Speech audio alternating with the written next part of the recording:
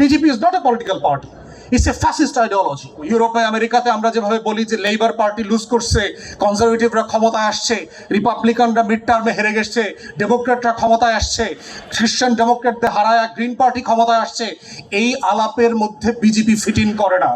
কিন্তু প্রত্যেক দিন দেখবেন টকশো নিউজে এই প্রশ্নটাকে এমনভাবে ফ্রেম করা হচ্ছে as if it is a normal ব্যাপার যে একটা পলিটিক্যাল পার্টি আগে ক্ষমতায় ছিল, নতুন একটা পলিটিক্যাল পার্টি আজ আসছে। No, of course not. BJP is not a political party, it's a fascist ideology. যে অন্যকে বিশ্বাস করে না, যে অন্যের অস্তিত্বে বিশ্বাস করে না, যে বাংলাদেশের মানচিত্রে বিশ্বাস করে না, এই সাবকন্টিনেন্টের আশেপাশের সার্কের হিমালয় থেকে শুরু করে হিন্দুকুশ হয়ে ভারত মহাসাগর পর্যন্ত কোনো রাষ্ট্রের অস্তিত্বে বিশ্বাস করে না, এমন একটা আইডিওলজি, হিন্দুত্ববাদ এখন ভারত, এর বাইরে সে কোনো সত্তাকে বিশ্বাস করে না, স্বীকার করে না, এমন একটা পলিটিক্যাল ফ্যাসিস্ট গভর্নমেন্ট আসছে আপনার সীমান্তে, দুই সীমান্তে, ইস্টার্ন সীমান্তে আসামে এবং ওয়েস্টার্ন সীমান্তে। ভারতের 28টা রাজ্যের ভিতরে ইতিমধ্যে 21টা তারা দখল করে নিয়েছে।